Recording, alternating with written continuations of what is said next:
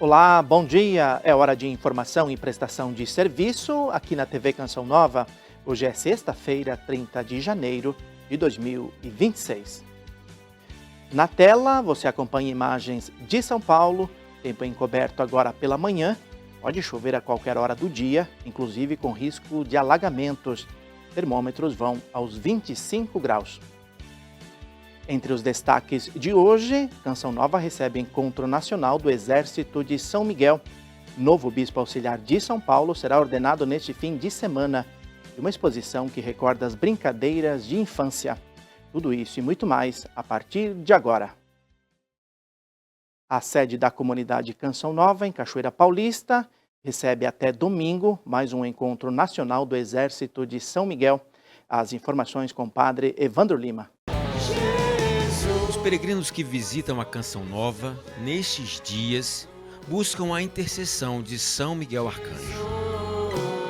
Nesta quarta edição do encontro, o Instituto Hesed quer levar os peregrinos a uma experiência de fé e de comunhão com Deus.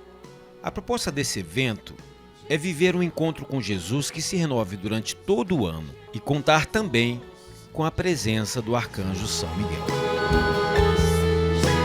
Amparados pela intercessão de São Miguel Arcanjo, quem vem a esse encontro deseja renovar a confiança em Jesus pelo poder do Espírito Santo e assim, de novo, experimentar a misericórdia infinita do Pai. O Encontro Nacional deste ano ele traz o tema A Grande Reconquista, um projeto que nos foi confiado por Deus e que nós estamos desenvolvendo. É importante trazer com clareza para todo o Exército, mas para toda a Igreja. São Miguel é o anjo protetor da Santa Igreja, é o príncipe das milícias celestes, como diz o príncipe dos exércitos do Senhor. Quando você diz o nome São Miguel, no seu coração reverbera a voz do arcanjo que diz quem como Deus, e você já é levado para adorar a Jesus. O exército de São Miguel aponta o caminho para Deus, aponta o caminho para mostrar quem é Deus. E esse é o brado de São Miguel, quem como Deus, ninguém. Monsenhor Celso Alexandre, nomeado bispo auxiliar de São Paulo, será ordenado no domingo às 4 da tarde na Catedral Bom Jesus de Ourinhos, interior de São Paulo. Vamos acompanhar as palavras do novo pastor. Meus queridos irmãos, minhas queridas irmãs da nossa Diocese de Ourinhos, é com muita alegria e muita gratidão a Deus que eu me dirijo a vocês para convidá-los a participar da celebração da minha ordenação episcopal, que se realizará no dia 1º de fevereiro, às 16 horas, na Catedral do Senhor Bom Jesus. Convido você a participar desse momento de graça na minha vida ministerial, momento de graça para a nossa Diocese de Ourinhos e para a Arquidiocese de São Paulo. Peço as orações de vocês para essa nova missão que a Igreja me confia como bispo auxiliar da Arquidiocese de São Paulo. Conto com a presença de vocês. O meu abraço. Deus abençoe você. O Tribunal Superior Eleitoral incorporou os óculos inteligentes na lista de dispositivos proibidos durante a votação desse ano. Mais detalhes com Gabriela Matos. Óculos inteligentes e outros dispositivos tecnológicos passam a integrar a lista de equipamentos proibidos dentro das cabines de votação nas eleições deste ano. Segundo o Tribunal Superior Eleitoral, esses aparelhos representam risco direto ao sigilo do voto.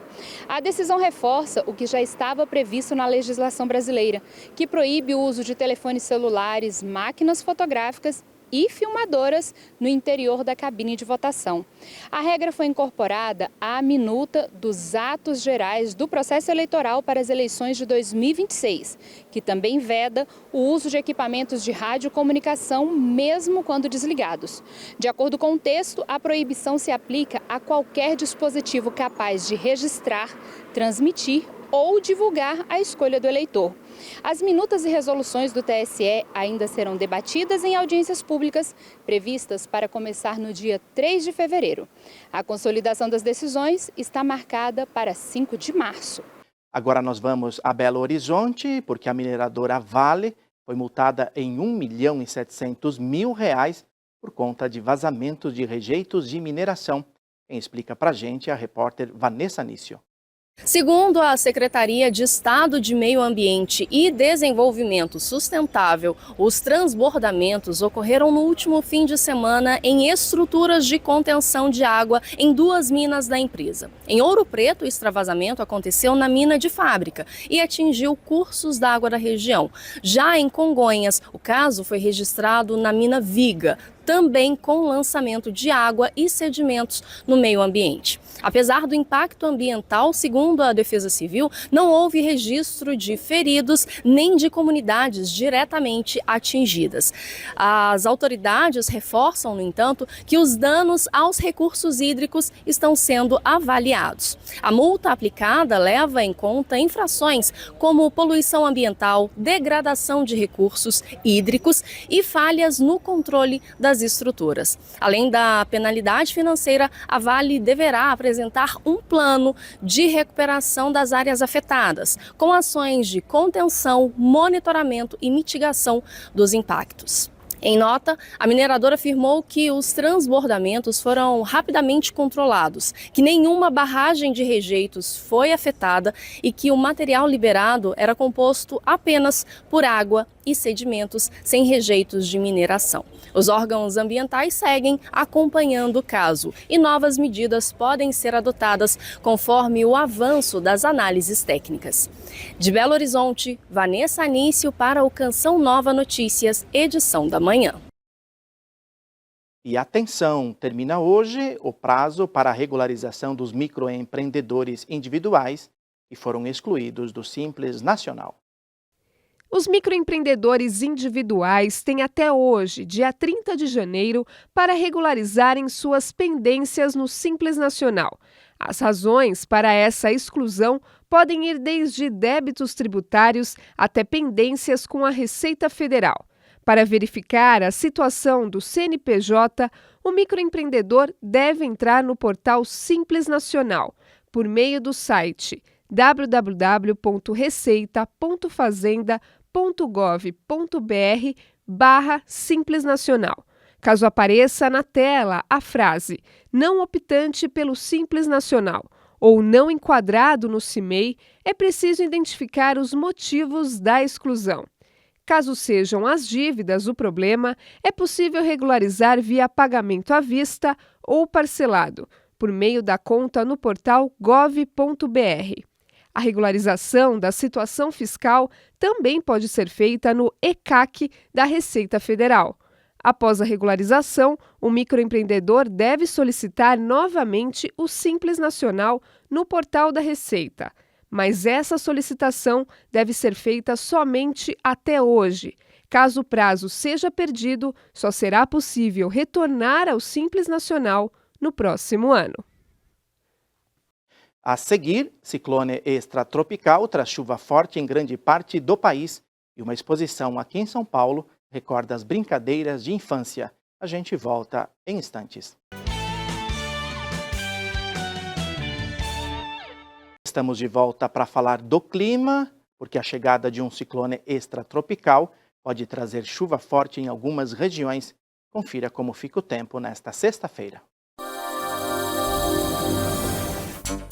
Que a formação de um ciclone no litoral da região sudeste favorece a ocorrência dessas chuvas. São Paulo pode ter um volume de 60 milímetros, Rio de Janeiro e Belo Horizonte, 40. A combinação de calor, umidade de um sistema de baixa pressão aumenta as chances de alagamentos, enxurradas e deslizamentos na capital paulista.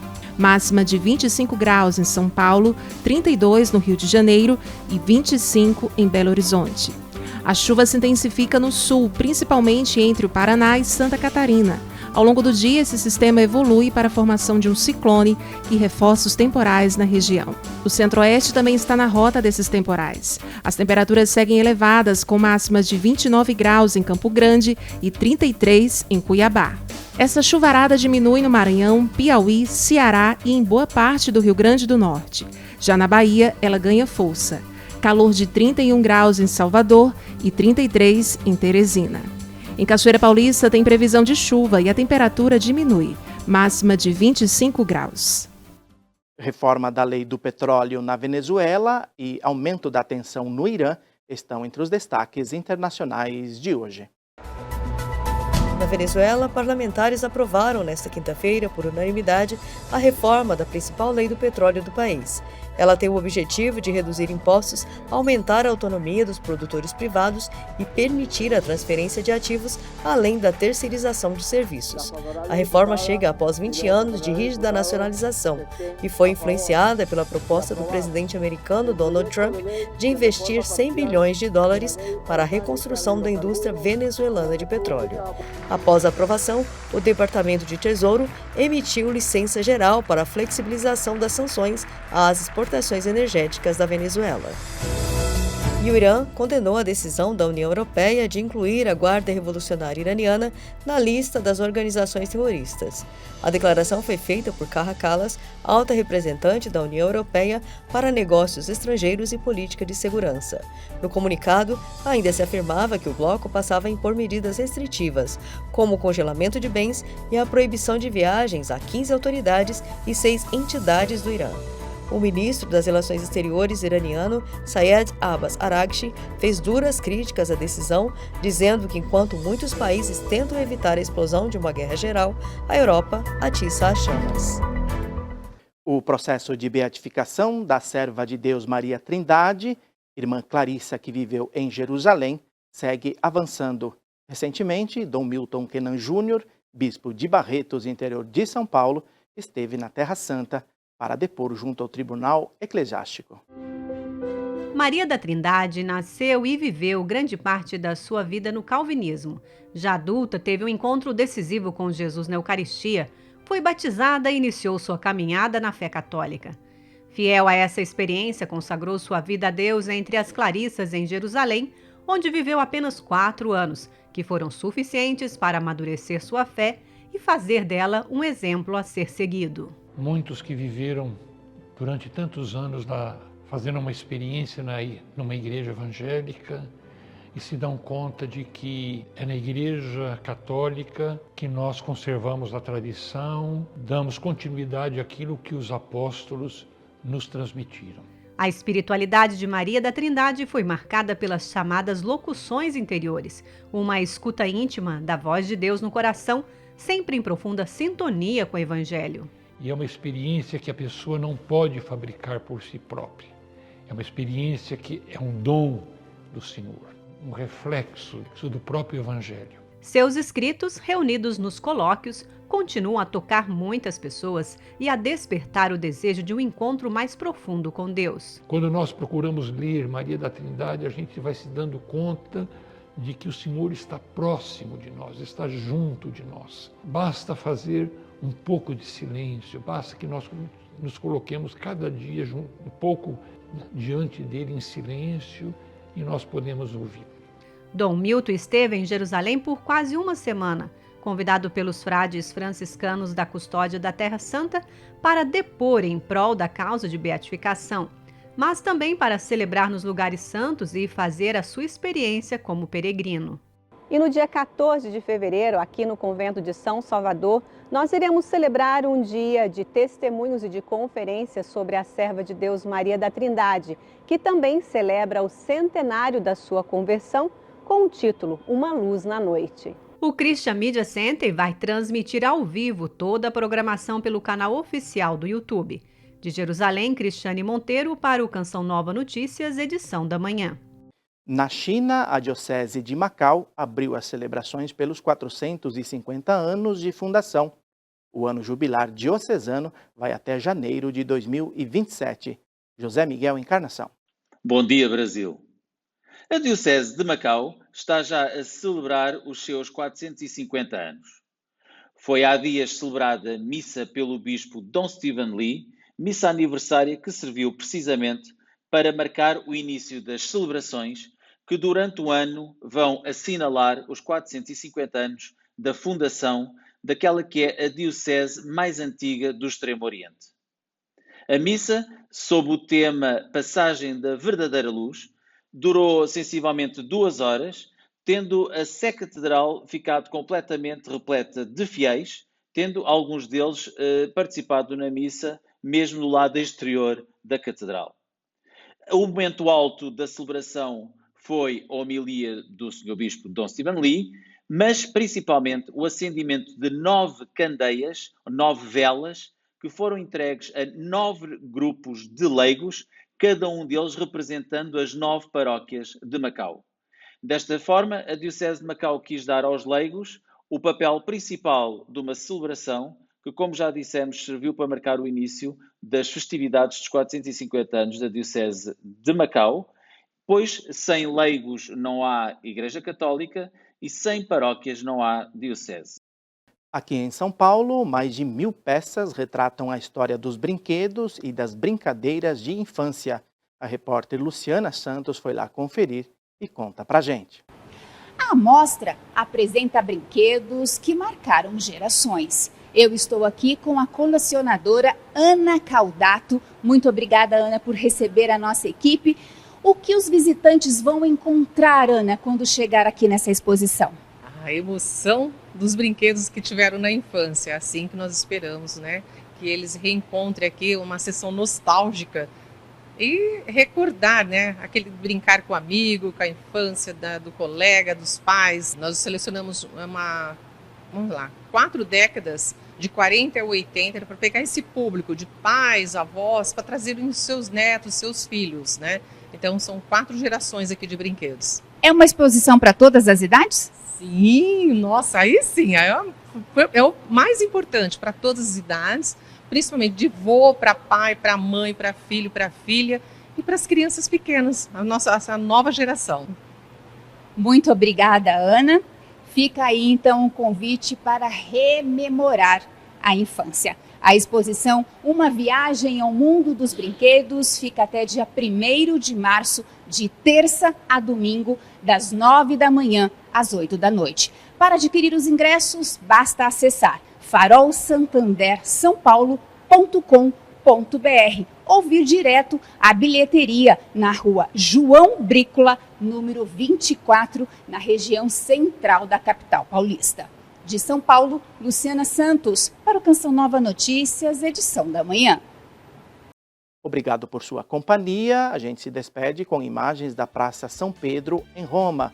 Bom fim de semana e até segunda, se Deus quiser.